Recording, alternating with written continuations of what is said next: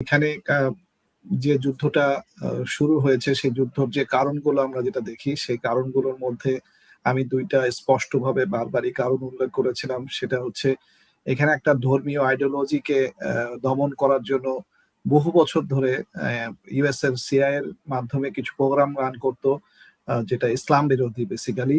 সেই ইসলাম বিরোধী আইডিওলজিটা খুব স্ট্রং একটা জিনিস, যেটা কে সর্বোচ্চ পরিমাণের ফান্ডিং এবং ক্যারি করে হচ্ছে ইসরায়েল।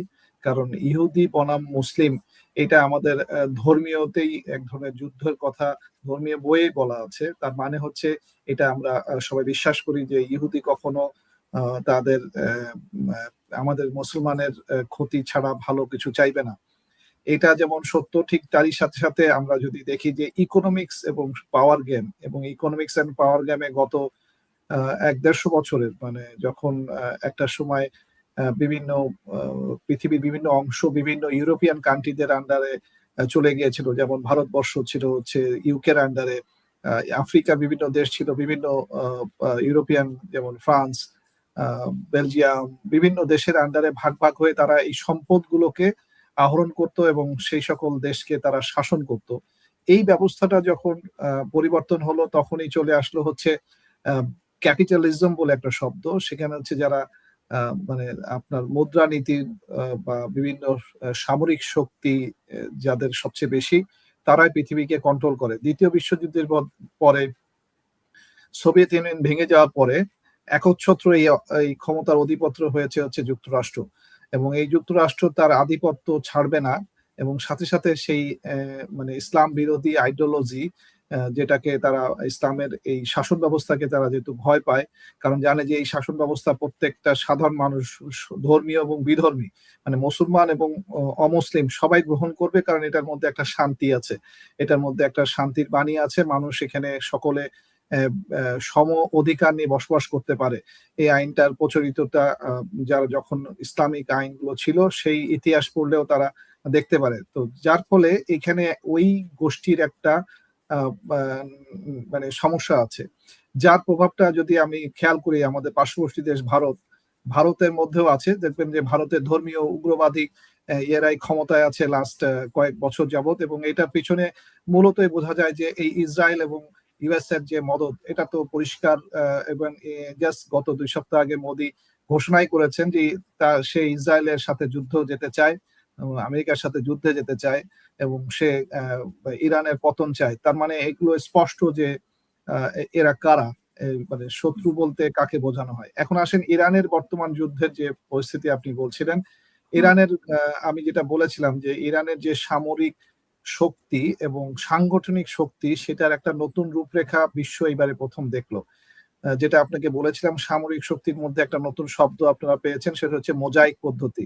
এই মোজাইক পদ্ধতিটা সামরিক শক্তির খুবই একটা স্ট্রং দিক যদি ক্যারেক্টারিস্টিক্স করা যায়, এবং এটা আজ পর্যন্ত পৃথিবীতে কেউ সঠিকভাবে ব্যবহার করে দেখাতে পারে নাই, যেটা ইরান এইবারের যুদ্ধে দেখিয়ে দিয়েছে। তাদের নৌবাহিনী বলেন, সেনাবাহিনী বলেন, সকল দলে দলে বিভক্ত হয়ে গেছে, এবং তাদের টাস্ক আগে থেকে বলে দেওয়া আছে কে কোথায় কখন অপারেট করবে, কতটুকু অস্ত্র দিয়ে অপারেট করবে, কিভাবে অপারেট করবে। যার ফলে এখানে আমেরিকা তার প্রথমেই সবচেয়ে সর্বশক্তি হারিয়েছে তার মিডল ইস্টে, যেটাকে তার একটা নিচ্ছিদ্র এয়ার ডিফেন্স মেকানিজম ছিল। প্রত্যেকটা রেডার ধ্বংস হয়ে গেছে, প্রত্যেকটা এয়ার কন্ট্রোল মানে ডিফেন্স মেকানিজম ভেঙে গেছে। যার ফলে গত ১ সপ্তাহ যাবত যদি দেখি অনবরত ইসরায়েলের মিসাইল অ্যাটাক হচ্ছে, তারা এটাকে রিপালস করতে পারছে না। এবং সাথে সাথেই মিডল ইস্টের যে সকল সামরিক ঘাঁটি আছে, স্পেশালি আজকের যে মুহূর্তে আমরা কথা বলছি সবচেয়ে বড় যে ঘটনাটা, সেটা হচ্ছে ইরাক থেকে ইউএস এর ট্রুপস উইথড্র, তারা যে উঠিয়ে নিয়ে যাচ্ছে, এইটা তাদের যুদ্ধের এক প্রকার পরাজয় বলতে পারি। মানে এটা এখন গ্রাউন্ড ফোর্সের পরাজয়। এরপরেও আরেকটা ফোর্স থাকে, সেটা হচ্ছে আমি যেটা আপনাদেরকে খুব ভয়ঙ্কর বিষয়ে বলেছিলাম যে আমেরিকার কাছে প্রচুর পরিমাণে পারমাণবিক অস্ত্র আছে। কোনো কারণবশত বা তারা যদি ফেল করতে যে এই অস্ত্রটাকে আবার সেই দ্বিতীয় বিশ্বযুদ্ধে যেরকম হিরোশিমায় তারা ফেলেছিল, কারণ এক পৃথিবীতে আজ পর্যন্ত পারমাণবিক যুদ্ধ যদি কেউ ফেলে থাকে তার একমাত্র উদাহরণ হচ্ছে আমেরিকা। কারণ পারমাণবিক যুদ্ধ ব্যবহার করেছে একমাত্র আমেরিকা মানুষের বিরুদ্ধে। মানে যুদ্ধে কোনো যদি পারমাণবিক অস্ত্র অনেকেই হোল্ড করে, বাট যারা ব্যবহার করে, এটা যদি আপনি বলেন, তার উদাহরণই হচ্ছে ইউএসএ।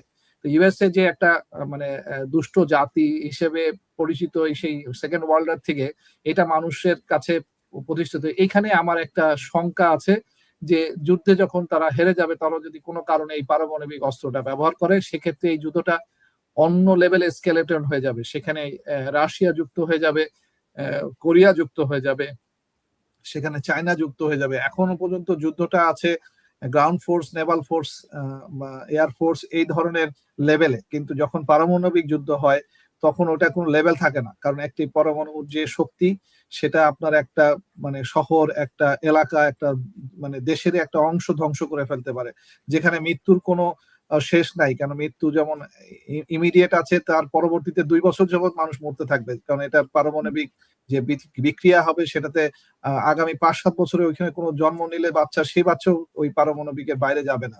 তো এরকম বিধ্বংসী অস্ত্র আমেরিকার কাছে অনেক।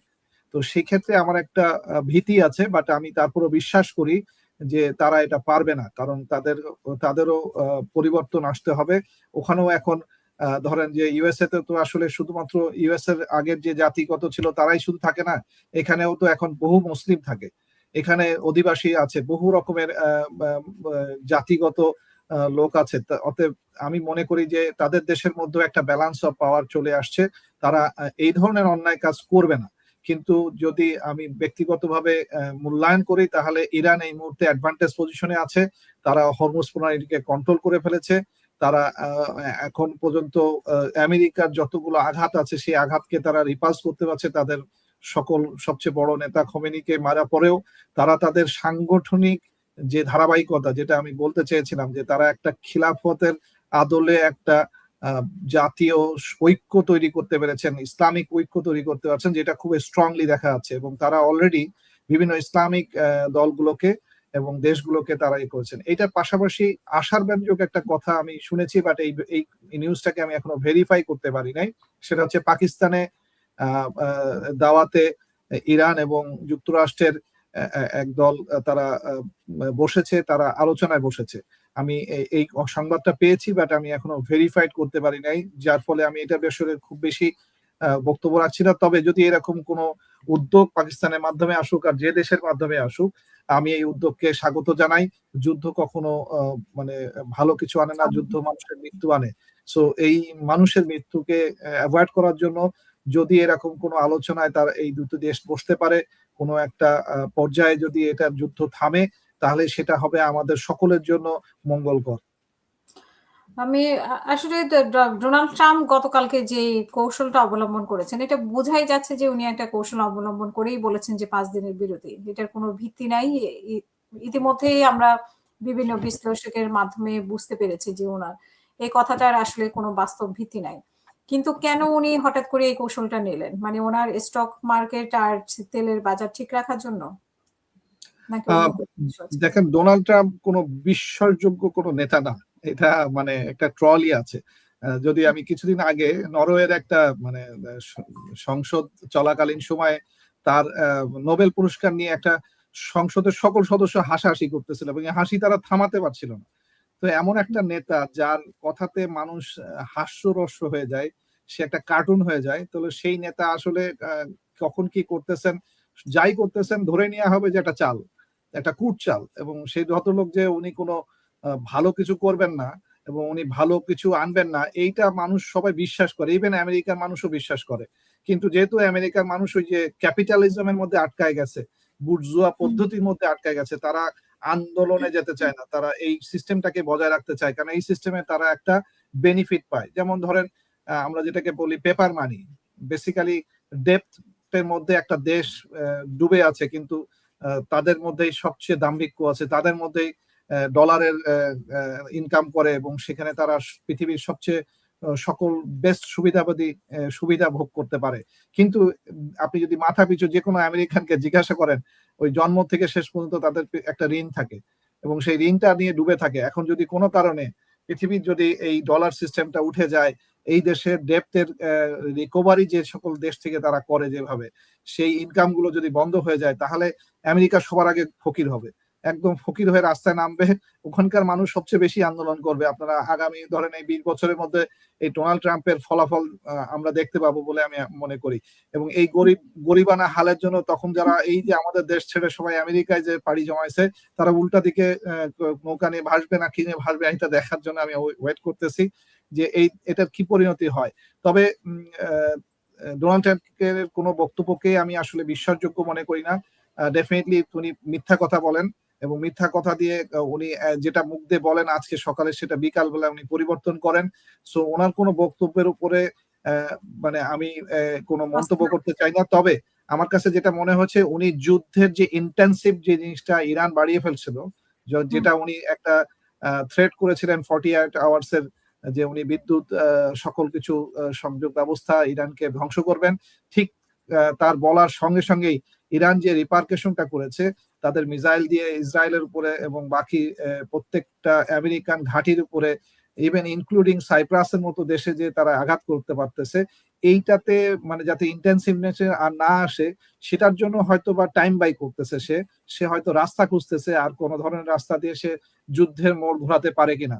বাট আমার কাছে মনে হয় ইরান অনেকবার তার এরকম কূট চালে ধরা খেয়েছে এর আগে, কারণ সে পারমাণবিক একটি চুক্তি করিয়েছিল, চুক্তির মাধ্যমে আলোচনায় চলতেছিল, এই আলোচনার মধ্যে সে অ্যাটাক করেছে। তার মানে ইরান এটাকে তাকে আর বিশ্বাস করে না। ইরান অলরেডি তাদের মিডিয়ার মাধ্যমে তাদের পররাষ্ট্র বক্তা বলেই দিয়েছেন যে কোনো ধরনের আলোচনা বা কোনো ধরনের বিষয়ে ইরানের কোনো মন্তব্য নাই। ইরান যুদ্ধ চালিয়ে যাবে এবং ইরান যখন মনে করবে যে তারা যুদ্ধ বন্ধ করবে, তাদের শর্ত অনুযায়ী তারা আমেরিকা বাধ্য হবে, তখনই তারা যুদ্ধ বন্ধ করবে। সো এই মুহূর্তে তার যে বক্তব্যগুলো, এই বক্তব্যগুলোকে আসলে